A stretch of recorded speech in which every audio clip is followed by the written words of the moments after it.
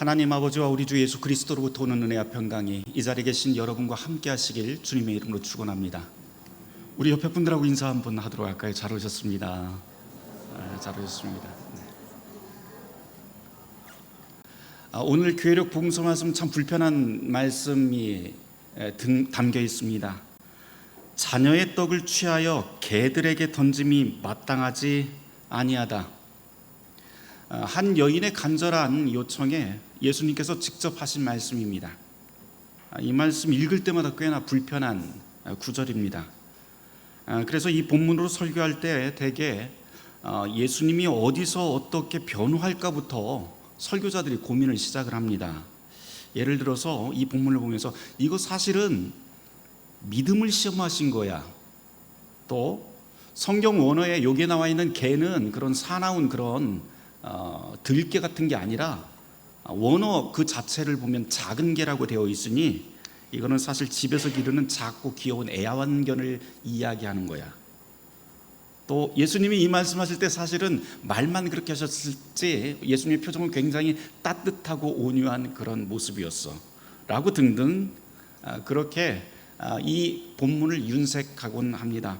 저도 그런 설교를 굉장히 많이 들었던 것 같아요. 그런데 오늘은 그런 변호를 잠시 좀 내려놓고 매끄럽게 다듬어 놓는 그런 본문보다도 불편한 말씀을 좀 함께 하려고 합니다. 그래야만 우리가 훨씬 더 멀리 가볼 수 있기 때문입니다. 우선 오늘 복음서 본문이 마태복음 15장 21절부터 우리가 읽었는데요. 그 바로 앞에 어떤 이야기가 있었는지 그것부터 성경을 찾아서 좀 확인해 보도록 하겠습니다. 마태복음 15장 1절부터 여러분들이 눈으로 빨리 훑어보시면 여기에는 예루살렘에서 내려온 예수님에게 바리새인들이 시비를 거는 장면이 거기 나옵니다. 시비의 내용이 뭐예요? 예수님이 지금 음식을 먹고 있는데 제자들이 손을 씻지 않고 떡을 먹는다라고 하는 문제로 시비를 겁니다. 위생 문제가 아니라 사실은 여기에는 율법에 명시된 정결례를 지금 어기고 있다라고 하는 그런 뜻입니다. 정결례, 정결하게 되려면 그리고 거룩하게 되려면 하는 방법이 무엇이냐면 레위기에 나와 있는 그대로 또는 율법사들이 서기관들이 가르친 그대로 부정한 것들은 골라내고 부정한 것들이 있으면 피해가고 돌아가고 부정한 것들이 있으면 그것을 우리 가운데서 제거해야만 순수하고 정결하고 거룩한 것만 남는다라고 하는 그런 생각을 이 바리새인들이 가지고 있었고요. 당시 유대인들의 통념이 바로 거룩하게 되는 방법이 바로 그것이었습니다. 그러니 지금 예수님께서 그리고 제자들과 함께 더러운 손으로 음식을 먹는다고 하는 것은 소위 이야기해서 지금 부정타는 일을 하고 있다. 하나님의 율법을 어기고 있다라고 하는 말입니다. 그래서 예수님이 대답을 하시는데 11절에서 이렇게 답을 해 주십니다. 마태복음 15장 11절 말씀을 같이 찾아서 한 목소리로 읽어보도록 하죠. 같이 읽습니다. 입으로 들어가는 것이 사람을 더럽게 하는 것이 아니라 입에서 나오는 그것이 사람을 더럽게 입으로 들어가는 것이 사람을 더럽게 하는 것이 아니라 입에서 나오는 것이 더럽게 한대요. 다른 말로 하면 진정한 경건, 진정한 거룩이라고 하는 것은 우리 눈에 보이는 형식이나 종교의식 그런 것이 아니라 너의 마음에서부터 시작하지 않냐.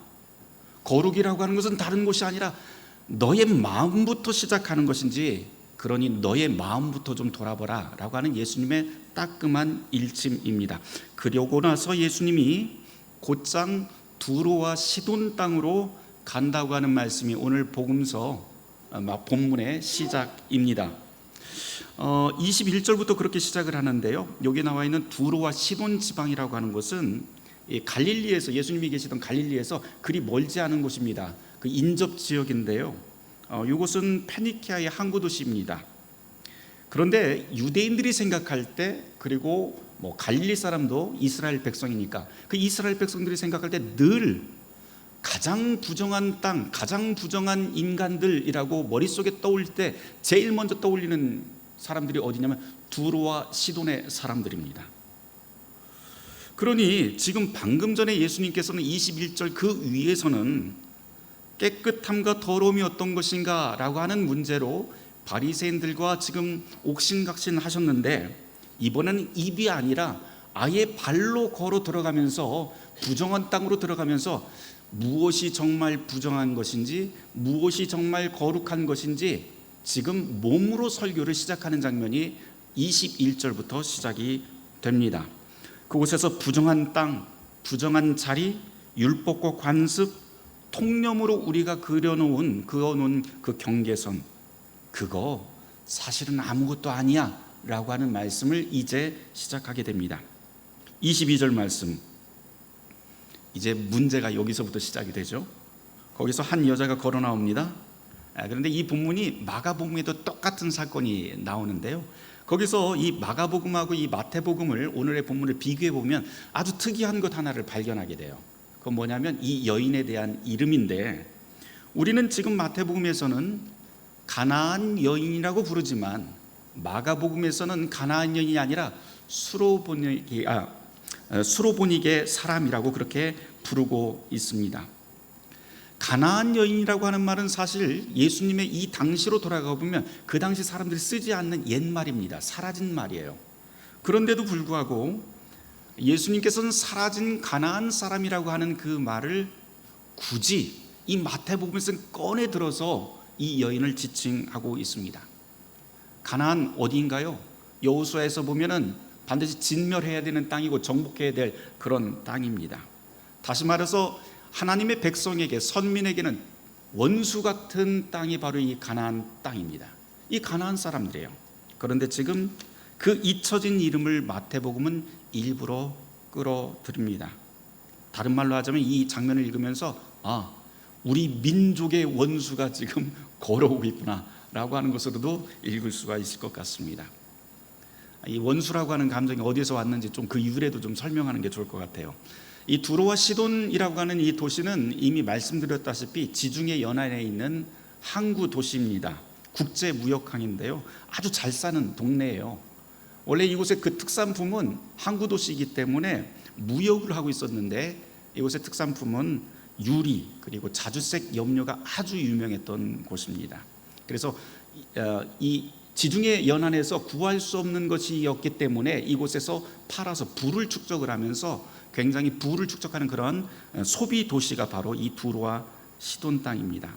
그런데 특이한 건 이 두로와 시돈 땅을 두고 1세기 역사가인, 유대인 역사가인 요세푸스가 뭐라고 기록을 해놨냐면, 우리 유대인에게, 그리고 우리 유대인이 가장 지독한 적대감을 가진 사람들이라고 그렇게 표현을 해놨어요. 그런데 그 적대감의 뿌리가 단순히 우리와 피가 다르다, 우리와 종교가 다르다, 우리와 문화가 다르다, 거기에만 있지는 않습니다. 여기는 아주 중요한 문제가 하나가 더 있는데, 그게 바로 식량 문제였어요. 이 두로라고 하는 곳, 이곳은 바다에 인접해 있기 때문에 곡식을 자급할 땅이 없습니다. 그래서 늘 곡식을 수입을 해오는데요, 곡물을 어디서 수입을 했냐면 국경 너머에 있는 갈릴리 땅에서 늘 이것을 수입해서 자기네들 식탁을 차리게 됩니다.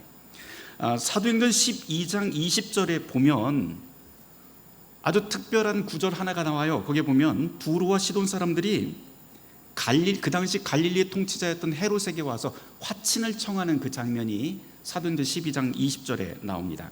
그러면서 거기에 보면 헤롯이 화가 나 있었다라고 하는 구절이 거기에 따라 나옵니다. 근데 헤롯이 왜 화가 나 있는지는 사도행전에서는 설명을 하지는 않지만 충분히 우리가 추측할 수 있고 추적할 수 있는 건 아마도 당시 무역과 식량에 관한 문제 때문에, 요즘 말로 하면 무역 갈등, 국제 무역 갈등 때문에 아주 화가 나 있었던 걸로 생각이 됩니다.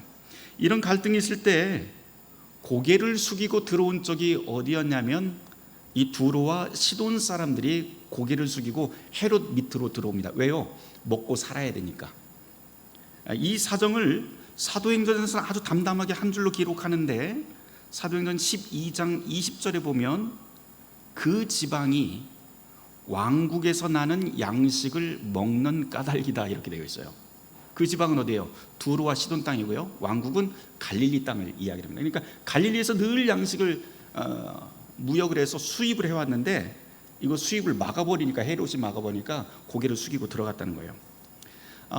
평년에는 이 식량을 수입하고 무역하는데 별 큰 문제가 없습니다. 그럭저럭 굴러가요. 문제는 흉년이 날 때가 아주 큰 문제가 생기겠죠. 곡식이 모자라면 당연히 값이 오릅니다. 값이 오르면 곡식은 누가 먹을 수 있나요? 돈 많은 사람들이 그 곡식을 다 먹을 수가 있습니다. 그쪽으로 흘러 들어갑니다. 그런데 이 갈릴리 땅이라고 하는 곳은 성경에서 이방인의 땅이라고 부를 정도로 갈릴리 원주민들은 자기 땅을 가지지를 못했어요. 다 빼앗겨 버렸습니다. 다 빼앗겨 버리고 그 땅의 주인은 누구냐면 이방인들 또는 지주나 아니면 귀족들이 그 땅을 소유하게 됩니다. 이곳에서 농사를 짓더라도 자기는 열심히 농사를 짓지만 그 밀들이, 수확물들이 자기 것이 아니에요. 그러다 보니까 흉년이 들면 땅 주인들은 기회는 이때다 해서 그 밀들을 수출을 해서 엄청난 거부가 되길 기회로 노리고요. 그 대신에 정작 갈릴리에 사는 원주민들은 너무 값이 비싸 버리니까 자기네들 식탁에 곡식을 올리지를 못합니다. 끼니를 걱정을 합니다. 이런 일이 이 갈릴리 땅에서 계속해서 반복하다 보니까 두로와 시돈 사람에 대한 감정이 이 갈릴리 사람들이 좋을 리가 없어요. 이런 배경을 알고 나서 이제 26절을 다시 읽으면 완전히 다르게 들릴 수 있습니다. 예수님께서 뭐라고 하냐면 자녀의 떡을 취하여 개들에게 던진다. 이거 사실 예수님이 만들어낸, 또 학자들이 추측한 그런 추상적인 말이 아니라 당시 갈릴리 사람들이 늘 입에다가 달고 다녔던 말이 됩니다. 그러니까 예수님은 갈릴리 사람들이 입에다가 달고 다녔던 그 말을 다시 그대로 올려서 그대로 발음한 것뿐이죠. 우리 아이 입에 들어갈 빵을 저놈들이 다 가져가고 있어 라고, 그 저간의 사정은 별로 관심이 없어요. 그냥 그것 하나만 관심을 가지고 그렇게 말을 합니다. 그러니까 예수님의 이 한마디는 예수님의 기분을, 개인적 기분을 말한 게 아니라 한 지역의 상처를 그대로 대변한 말이 됩니다. 그런데 지금 이 두로와 시돈 땅이라고 하는 곳에서 온 이 여인이 갈릴리 사람 예수님에게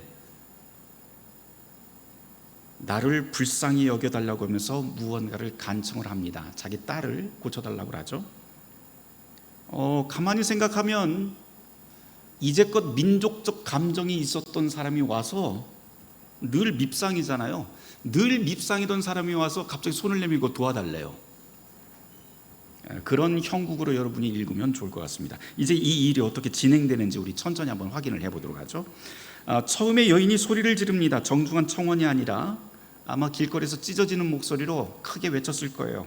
그런데 그 내용이 뭐라고 이야기를 하냐면 22절 말씀, 주 다윗의 자손이여 나를 불쌍히 여기소서. 다윗의 자손? 이 말은 사실 이스라엘 자손들이 쓰는, 이스라엘 사람들이 쓰는 말이에요. 이스라엘 사람들이 기다리는 메시아에 대한 칭호가 다윗의 자손입니다. 그런데 가나안 여인이, 이방 여인이 이 유대인의 언어를 급하게 빌려서 입에 올려서 발음을 합니다. 저 사람들에게 통하는 말이 도대체 무엇일까? 속으로 굉장히 고민을 한다면 아마 꺼내는 것 같아요. 그대로 흉내냈는데 예수님의 반응이 의외입니다. 단 한 말씀도 하지 않으세요. 그게 마태복음 15장 23절입니다. 예수님의 반응은 나를 도와달라고, 나를 불쌍히 여겨달라고 하는 그 음성에 그냥 침묵합니다. 말 그대로 철저히 무시하고 거절한 것이죠. 그러자 두 번째, 이번엔 제자들이 반응을 합니다. 23절 말씀, 저 여자 좀 보내달라고, 가라고 해달라고 간청을 해요. 무슨 말이에요? 너무 시끄러우니까 제발 좀 쫓아내버리라고, 예수님이 말씀해서 뒤에 따라오지 못하게 해달라고 그렇게 말을 합니다. 그러자 그때 예수님이 입을 여시는 장면이 24절 말씀입니다. 우리 같이 찾아서 읽어보도록 하죠. 24절입니다. 예수께서 대답하여 이르시되 나는 이스라엘 집에 잃어버린 양 외에는 다른 데로 보내심을 받지 아니하였노라 하시니. 예수님의 이 대답도 굉장히 알쏭달쏭해요. 가만히 읽어보면 이런 말 같아요. 또 다윗의 자손? 그래? 그러면 난 다윗의 백성만 생겨야지 뭐 이렇게 하시는 것 같기도 합니다. 그리고 다음 이어지는 대화에 그 유명한 개라고 하는 말이 드디어 나옵니다. 26, 27절을 같이 찾아서 읽어보도록 하죠. 같이 읽습니다. 대답하여 이르시되 자녀의 떡을 취하여 개들에게 던짐이 마땅하지 아니하니라. 여자가 이르되 주여 올소이다마는 개들도 제 주인의 상에서 떨어지는 부스러기를 먹나이다. 여기 나오는 개가 헬라어 원어로 실제로 작은 개를 뜻합니다. 그래서 어떤 분들은 이미 말씀드렸지만 이거 여기 나오는 개는 작고 귀여운 강아지다. 그래서 예수님이 위트 있게 이 자리를 넘기신 거다라고 설명하기도 하는데, 그런데 여러분 우리말도 그렇지만 작은 개, 귀여운 개를 우리는 강아지라고도 부르지만 작은 개를 또 뭐라고 그래요? 라고 합니다. 문제는 그러면 이 여인은 도대체 이 작은 개라고 하는 말을 어떻게 받아들였을까라고 하는 게 관건이 됩니다. 예수님이 이 말씀을 하자마자 답한 내용을 보면 이 여인은 모욕으로 알아듣는 게 분명해요. 그러니 옳습니다. 그런데 미물인 그 작은 개도 자기 주인 상에서 떨어진 부스러기는 먹지 않습니까? 라고 반문을 그래서 하는 거죠. 우리는 이 이야기를 읽으면서 이 본문을 읽으면서 흔히 이렇게 요약을 하곤 합니다. 야, 이제 여인이 이렇게 끈질기게 매달려서 예수님의 마음을 드디어 돌려놓았다. 그러니 여러분들도 바라는 게 있으면 하나님 앞에 무엇이든 포기하지 말고 기도해라. 그러면 이 본문처럼 하나님께서 무엇이든지 당신들이 바라는 것 다 주실 것이다 라고 그렇게 요약을 하곤 합니다. 그런데 여러분, 그렇게 읽으면 이 본문은 자기가 바라는 모든 것들을 다 소원 성취할 수 있는 소원 성취 공식이 돼버리고 맙니다. 문제는 그렇게 되면 거꾸로 생각을 할 때 기도를 아무리 해도 응답받지 못하는 사람은 어떻게 될까요? 그 사람은 자동으로 덜 매달린 사람, 기도를 덜 한 사람으로 그냥 평가가 돼버립니다. 그런데 여러분, 정말 그런지 오늘 말씀 다시 한번 보세요. 실제로 여인이 한 말을 다시 보면 마태복음 15장 27절에 제일 먼저 하는 말이 뭐냐면 주님, 옳습니다 라고 하는 말부터 시작을 합니다. 예수님의 그 야박한 말에 반박하지 않아요. 예수님이 개라고 하는 말을 하자, 아니 내가 어디를 봐서 개예요? 그러면서 대들지도 않습니다. 항변하거나 따지지도 않습니다. 그저 이 여인은 옳습니다. 그런데 이 옳습니다라고 하는 말 전에 아예 그냥 절까지 하면서 옳습니다라고 합니다. 그러면서 이렇게 덧붙여요. 개들도 제 주인의 상에서 떨어지는 부스러기 먹지 않습니까? 바로 여기가 우리의 갈림길이 됩니다. 우리는 늘 끈질기게 매달리면 소원 성취할 수 있다라고 하는 공식을 가지고는 있는데, 지금 이 여인이 우리에게 보여주고 있는 모습은 비슷해 보이지만 그 방향은 완전히 정반대입니다. 잘 보세요. 매달림의 요령을 배운 사람은 사실 자기 열심, 자기의 성공 경험을 미천 삼습니다. 그래서 매달립니다.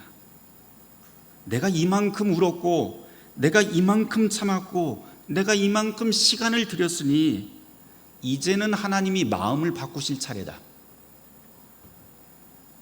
그렇게 우리는 계산을 합니다. 그런데 지금 여기에 나와 있는 이 여인은요, 자기의 열심을 단 한 번도 내밀지 않아요. 이 여인이 붙들고 이 예수님께 내민 것은 딱 하나가 있는데, 예수님 방금 전에 하신 말씀, 그 말씀 하나만 딱 꺼내 놓습니다. 한쪽은 나의 경험과 나의 성공 경험에 무게를 두었다면, 다른 한쪽은 예수님의 말씀에 신뢰의 무게를 둡니다. 바로 그 말씀 속에 보면, 예수님이 하신 말씀 속에 보면 상도 있고 식탁도 있고 자녀도 있고 주인도 있다는 거예요. 그래서 이 여인은 선을 넘지 않아요. 그저 그 선 앞에 무릎을 꿇고 그냥 엎드립니다. 그런 다음 그 엎드린 그 자리에서 주님 입에서 나온 그 말씀을 붙잡고, 그 말씀 한가운데 감추어져 있었던 것들, 그 비밀 하나를 발견해서 다시 꺼내놓습니다. 그 비밀, 그 상 아래에도, 그 상 아래라고 하는 것도 주인의 집 아닙니까? 라고 하는 뜻이에요. 주님의 그 거절의 말 속에도 사실은 주인의 집이 들어있고, 그 집은 개까지도 먹이는 그 풍성한 집 아닙니까? 라고 하는 뜻입니다. 지금 여인이 예수님을 이긴 게 아니에요. 예수님의 말씀을 그대로 붙들고 예수님께 다시 간 것입니다. 이것이 바로 두 가지의 서로 다른 신앙의 갈림길이 됩니다. 하나는 내가 얼마나 붙들었는지를 따지고, 다른 하나는 주님이 무슨 말씀을 하셨는지 그것을 붙듭니다. 앞의 것은 응답이 없으면 결국 나를 고발을 하게 되고요, 뒤의 것은 응답이 늦어도 여전히 그분의 약속 위에 서 있습니다. 종교학자 마틴 루터가 바로 이 본문을 가지고 설교한 설교문이 아직도 남아 있습니다. 그 설교문의 제목이 가나안 여인에 관한 설교인데요, 이거를 쭉 읽어보니까 루터가 무슨 이야기를 하냐면, 바로 여기에서 신앙의 기술을 배워라, 이런 말을 해요. 하나님이 아니오라고 하실 때 그 아니오 밑에 숨겨져 있는 예, 그것을 붙드는 것, 진노의 가면으로 나타나신 그 하나님, 그 하나님으로부터 도망가 바로 약속하신 하나님에게로 달려가는 것, 그것이 믿음이다라고 그렇게 설명을 합니다. 여기서 중요한 것은 감추어져 있다라고 하는 말입니다. 하나님의 네, 하나님의 예라고 하는 것은 사라지는 것이 아니라 보이지 않는 곳에 숨겨져 있다라고 하는 겁니다.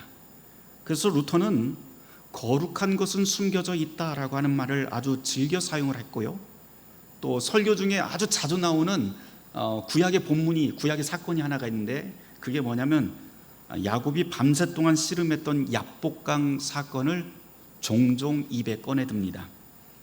그 내용 여러분들 잘 아시죠?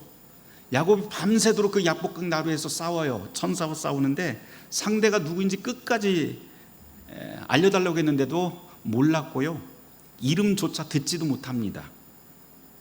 알아낸 것, 야곱이 알아낸 것 하나도 없어요. 그런데도 야곱은 계속해서 이런 말을 합니다. 당신이 내게 축복하지 아니하면 가게 하지 아니하겠습니다. 왜 그랬을까요? 그 이름도 알지도 못하는데 성경에서는 그 이름의 설명을 끝내 알려주지 않았지만 축복이 오게 되었다는 것을 선언합니다. 밤이 지나고 이 야곱에게 남은 것, 그것은 내가 알고 싶었던 그 해답이 아니라 절뚝거리는 다리와 그리고 새로운 이름, 이스라엘이라고 하는 새로운 이름을 얻게 됩니다. 그 사건을 보면서 저는 세례를 한번 생각을 해봅니다. 우리 유아 세례 주잖아요. 특별히 유아 세례라고 하는 것, 그거를 가만히 생각을 해보면 우리는 기분 좋을 때, 내가 동의하고 내 마음 내킬 때 받는 게 세례가 아니라고 하는 것을 배우게 됩니다. 그렇게 치면 유아 세례는요, 받아서도 안 되고 받을 수도 없습니다. 우리가 스스로 신앙을 고백하는 것, 그리고 내 능력으로 내가 동의하는 것에 대해서 그것으로 우리가 세례를 받는다고 하면 유아 세례는 절대 있어서는 안 됩니다. 그런데 이 유아 세례 속에 담겨져 있는 세례의 신비가 있어요. 그것은 뭐냐면 우리가 아직 아무것도 모를 때, 아무런 기억이 없을 때, 심지어 자기 말을 아직 입에 갖지도 않았을 때 하나님이 먼저 찾아와 주시고 우리의 이름을 불러주시고 하나님의 약속을 무력한 우리에게 걸어두셨다라고 하는 것이 바로 유아 세례의 비밀입니다. 그래서 루터는 마음이 무너질 때마다 항상 외치는 말이 있었는데, 나는 세례받았다, 나는 세례받았다, 이렇게 외쳤다고 해요. 왜요? 무너진 그 자리에서도 하나님이 내게 주신 그 말씀이 나를 붙잡고 있고 이 말씀은 신실하게 변치 않는다라고 하는 것을 믿었기 때문입니다. 다시 말해서 우리의 신앙이라고 하는 것 가만 생각을 해보면 우리는 종종 우리의 신앙은 우리의 감정의 고조, 우리의 뜨거운 마음이라고 생각을 합니다. 그런데 여러분, 우리의 감정은 시간이 지나면 쉬 사라져버립니다. 식어버리고요, 그리고 그 이전에 그 열정들이 온데간데 없어질 때가 한두 번이 아닙니다. 그런데 참된 신앙이라고 하는 것은 바로 신실하신 주님으로부터 주어진 그 말씀, 그리고 그 약속에 무게가 있습니다. 우리 모두의 삶에도 그렇게 흔들리면서 하나님이 의심스러운 자리들, 그리고 시간들이 우리에게 찾아옵니다. 병원에서 검사 결과를 기다리면서 복도에 앉아있는 시간, 불안한 시간들이 있죠. 아무리 기도해도 응답이 오지 않는 그 며칠들이 있죠. 아무리 선하게 마음을 고쳐 먹으려고 해도 기도하면서 내 마음속에 있는 이 미움과 분을 하나님 좀 사라져가게 하나님 거두어가 주세요 라고 기도를 합니다. 그런데도 그 미움과 분이 풀리지 않는 때가 있습니다. 그때 우리 머릿속에 채우는 것 대개 딱 하나밖에 없어요. 왜 하나님 아무 말씀도 안 하시지? 왜 응답을 안 하시지? 왜 하나님 출동하지 않으시지? 이런 생각을 하게 됩니다. 그러면서 맨 마지막에는 하나님이 정말 있기는 하신 것인가? 라고 하는 의심까지도 우리는 그 나락으로 떨어집니다. 이유를 알아야만 마음이 놓이고, 이유를 알아내지 못하면 기도할 힘조차 나지 않을 때가 우리에게는 너무 자주 찾아옵니다. 그러다가 상황을 탓하기도 하고 내 주변의 사람들을 탓하기도 합니다. 그러다가 맨 마지막에 그 화살을 꽂는 곳이 어디냐면 자기 자신에게 꽂아요. 내가 부족해서인가 보다, 내 기도가 간절하지 못해서 그런가 보다, 내가 믿음이 없어서 그런가 보나 라고 체험하면서 우리는 무너져 내려버립니다. 피로사회라고 하는 책을 쓴 제독철학자 한병철이라고 하는 분이 있는데요, 그분이 그런 말을 하더라고요. 오늘의 우리는 자기 자신을 착취하면서 그것을 자유라고 착각한다 라고 진단을 합니다. 오늘 우리가 살아가고 있는 사회에서는 자기 자신을 계속해서 갉아먹고 있는데도 불구하고 지금 자기 자신이 얼마나 고갈되고 있는지 알지도 못한대요. 얼마나 착취당하고 있는지, 얼마나 자유를 빼앗겨버렸는지 그것을 알지 못한다고 합니다. 그런데 교회 안에서도 이 한병철의 진단이 굉장히 정확하게 맞아 들어가는 것 같아요. 우리는 신앙조차도, 우리의 경건 생활 자체도, 우리의 기도 생활 자체도 성과로 만들어버립니다. 교회가 얼마나 성숙하고 건강한지도 우리는 그래프와 숫자로 그냥 환산을 아주 쉽게 해버립니다. 기도할 때 응답이 없으면 실적 미달 통보를 자기 자신에게 보내버려요. 너 모자라 라고 말입니다. 그러나 여러분, 우리가 무너지는 그 병원의 복도, 남몰래 가슴 쥐어뜯는 그 자리에서 우리가 해야 할 일은 하나님이 도대체 하나님의 뜻이 무엇일까라고 하는 것, 그것을 알아맞히는 게 아닙니다. 오히려 그 순간에 우리가 할 수 있는 일이 단 한 가지 있는데, 주님께서 우리에게 주신 그 약속의 말씀, 마태복음으로 하자면 세상 끝날까지 너희와 항상 함께 하겠다라고 하는 그 임마누엘의 약속을 다시 꺼내드는 일입니다. 이게 바로 마태복음이요. 쭉 읽다 보면 마태복음 2장에서 맨 앞에서 예수님의 탄생을 예고하는 장면에서 임마누엘을 말씀을 하시고, 마태복음 28장 맨 마지막 절에서 다시 한번 내가 너희와 항상 함께 하겠다고 하는 임마누엘로 끝나는 이유가 됩니다. 다시 말하자면 마태복음이 우리에게 전하고 있는 단 하나의 말씀이라면 세상 끝날까지 너희와 항상 함께 하겠다. 좋을 때만, 아니 시련이 있건 흔들리건 어떤 상황이건 불구하고 내가 너희와 항상 함께 하겠다라고 하는 말씀을 우리에게 들려줍니다. 그 임마누엘의 말이, 임마누엘의 약속이 말뿐만 아니라고 하는 것을 마태는 오늘의 복음서 본문에서 이어지는 사건으로 우리에게 계속 보여줍니다. 한번 우리 여러분들 성경을 한번 찾아보세요. 예수님이 갈릴리로 돌아가십니다. 두로와 시돈 땅에서. 그런 다음에 갈릴리 호숫가에 앉아 계실 때 많은 사람들이 예수님을 찾아와요. 그 중에 대부분은 어떤 사람들, 다 병자들이에요. 병 걸린 사람들이 예수님을 찾아옵니다. 그러자 예수님께서 그 몰려온 사람들의 병을 치유하신 다음 거기서 그 유명한 떡 7개로 4,000명을 먹이시는 장면, 소위 칠병이어의 사건이 여기에서 펼쳐집니다. 그런 다음 남은 조각이 7광줄이나 남았다라고 하는 이야기로 연결이 됩니다. 앞서서 우리가 오늘 복음서 본문으로 읽었던 부스러기라도 주십시오, 부스러기도 바로 당신의 그 집 안에 있지 않습니까? 라고 했던 그 여인의 그 말이, 그 말과 연결해서 이 칠병이어 사건을 같이 읽어보면 어떤 뜻이 되냐면, 부스러기를 달라던 여인의 말이 몇 절 만에 광주리로 남아서 4,000명이 먹는 역사로 변화가 된다라고 하는 그런 뜻으로 읽힙니다.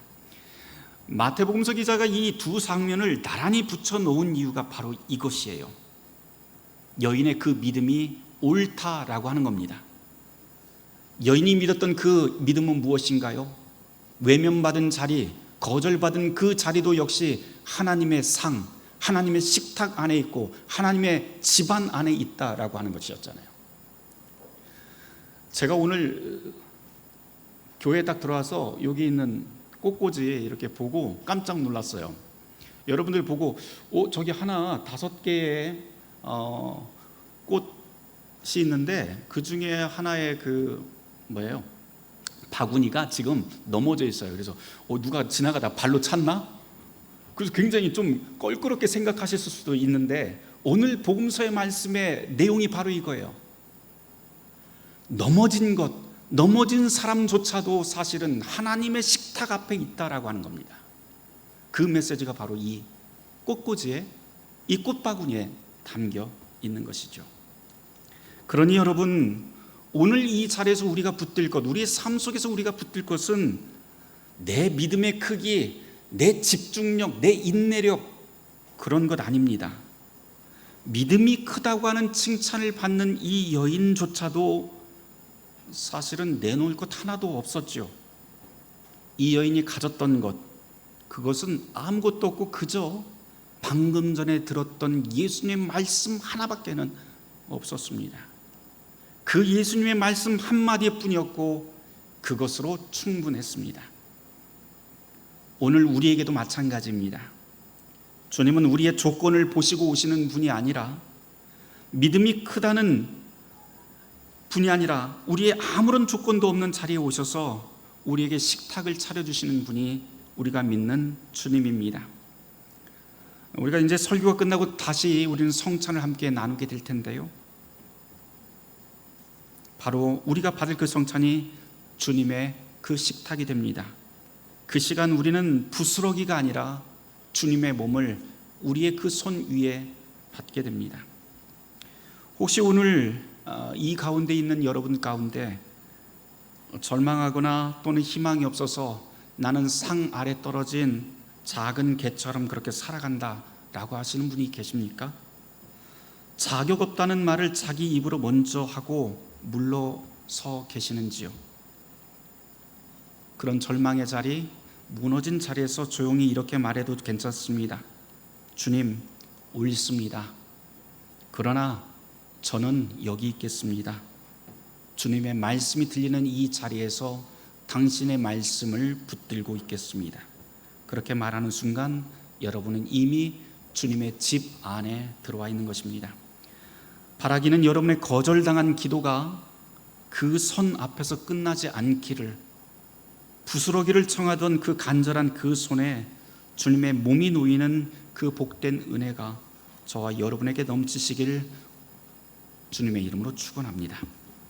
모든 지각에 뛰어난 하나님의 평강이 그리스도 예수 안에서 우리의 마음과 생각을 지키실 것입니다. 아멘. 오늘의 말씀을 잠시 묵상하며 기도하도록 하겠습니다.